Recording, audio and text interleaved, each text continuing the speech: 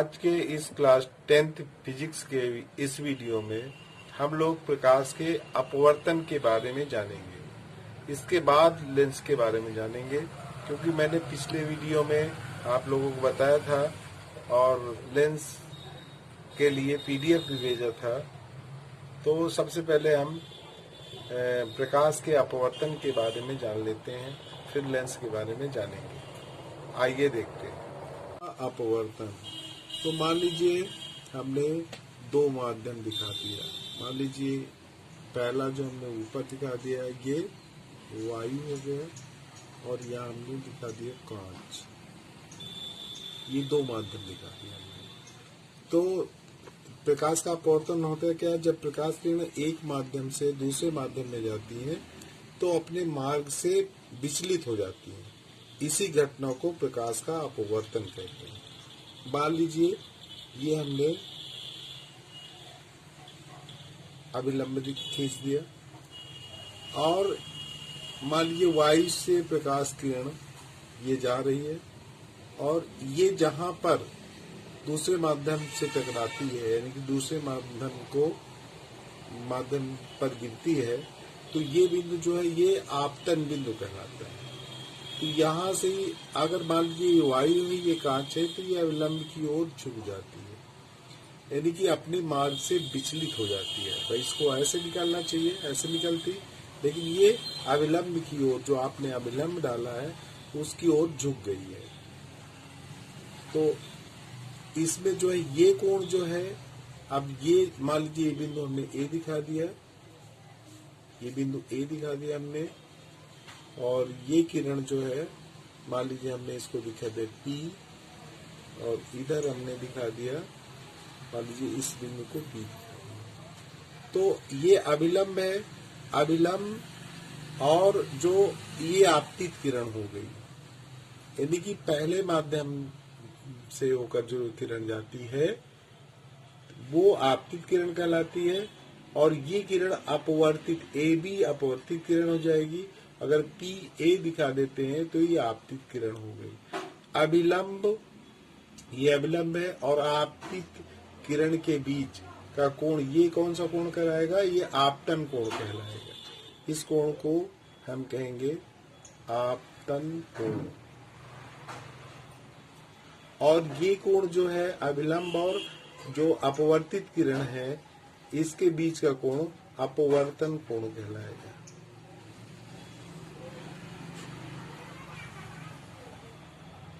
कोण, और ये आपका आपतन बिंदु है।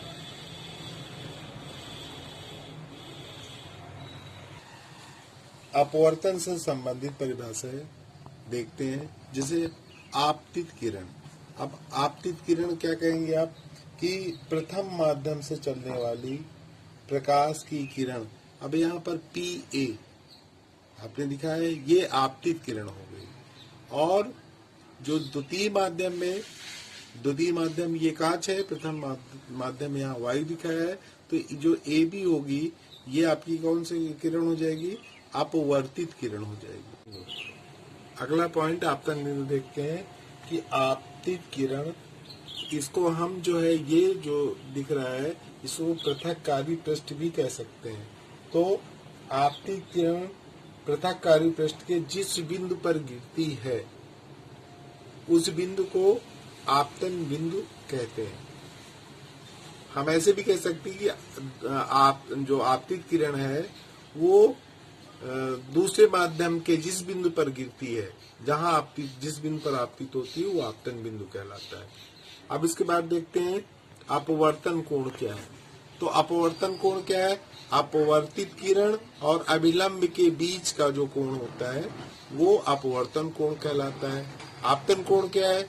आपतित किरण और अभिलंब के बीच का जो कोण होगा वो आपतन कोण कहलाता है। अब इसमें जो है सघन माध्यम और विरल माध्यम क्या है, तो इसको समझने के लिए देखिए, अगर हम ये कहें, जैसे इसमें हमने इसको पहला माध्यम वायु दिखा दिया, दूसरा माध्यम कांच दिखा दिया, तो जब आपतित किरण अभिलंब की ओर झुक जाती है, अगर आपतित किरण अपवर्तन के पश्चात अपवर्तन के पश्चात अभिलंब की ओर झुक रही है, जैसे कि इसमें दिखाया गया है। तब जो है हम ये कह सकते हैं कि पहला माध्यम जो है विरल होगा और दूसरा माध्यम सघन होगा। अगर मान लीजिए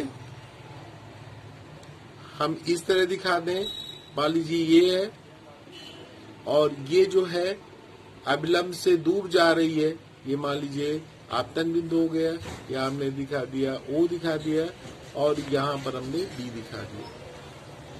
तो अब ये क्या है, ये अभिलंब है, तो ये अभिलंब से दूर जा रही है। तो इसका मतलब ये हुआ कि ये माध्यम जो है, जो पहला माध्यम है वो सघन है और दूसरा माध्यम जो है विरल है। इसको हम इस प्रकार सघन माध्यम विरल माध्यम की परिभाषा इस तरह भी दे सकते हैं कि यदि आपतित किरण सघन माध्यम की परिभाषा इस तरह भी लिख सकते हैं, यदि अपवर्तित किरण आपतित किरण के सापेक्ष अभिलंब की ओर झुक जाती है, ये अभिलंब की ओर झुक रही है, झुक जाती है, तो दूसरे माध्यम को पहले माध्यम के सापेक्ष सघन माध्यम कहते हैं। और अगर विरल माध्यम की परिभाषा देना है तो लिख देंगे, यदि अपवर्तित किरण आपतित किरण के सापेक्ष अभिलंब से दूर हट रही है, दूर हट जाती है, तो दूसरे माध्यम को पहले माध्यम के सापेक्ष विरल माध्यम कहते हैं। अगर ये इस कंडीशन में पहले चित्र में और दूसरे चित्र में आप ध्यान से देखिए, तो ये जो है अपवर्तन के पश्चात अभिलंब की ओर झुक रही है। इसका मतलब क्या है कि पहला माध्यम जो है वो विरल माध्यम है और दूसरा माध्यम सघन है। इसमें क्या है, जो पहला माध्यम है, देखिए ये अभिलंब से दूर जा रही है, यानी कि पहला माध्यम सघन है और दूसरा माध्यम विरल है। अब ये जो आपतित किरण जो अपना मार्ग छोड़ देती है, उसका रीजन क्या है, अर्थात अपवर्तन का क्या कारण है, इसके बारे में जानते हैं। अपवर्तन का क्या कारण है? तो अपवर्तन का कारण प्रकाश की चाल जो है विभिन्न माध्यमों में भिन्न भिन्न होती है। मेन कारण इसका यही है, प्रकाश के अपवर्तन का कारण जो है वो अलग अलग माध्यम में प्रकाश की चाल भी अलग अलग होती है। इसी कारण से प्रकाश किरणों का अपवर्तन होता है। अब जो है अपवर्तन के नियम के बारे में जानते हैं। जैसे आपने परावर्तन का नियम पढ़ा था, परावर्तन के 2 नियम थे, तो ठीक इसी प्रकार यहाँ अपवर्तन के भी 2 नियम है। वो 2 नियम क्या क्या है वो देख लीजिए। तो पहला, जैसे जो है परावर्तन का प्रथम नियम था, ठीक उसी प्रकार इसमें भी है। हम ये कह सकते हैं कि आपतित किरण, अपवर्तित किरण, आपतन बिंदु पर अभिलंब तीनों एक ही तल पर स्थित होते हैं।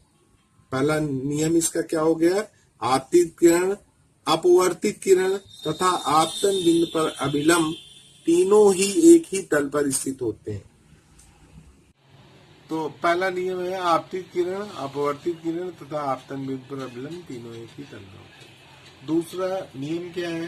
दूसरा नियम है कि किन्हीं 2 माध्यमों के लिए आपतन कोण की ज यानी कि साइन तथा अपवर्तन कोण की ज का अनुपात नियतांक होता है। अर्थात हम कह सकते हैं कि साइन आई, अब जैसे इस कोण को, आपतन कोण को हम आई से प्रदर्शित करते हैं, अपवर्तन कोण को आर से प्रदर्शित करते हैं।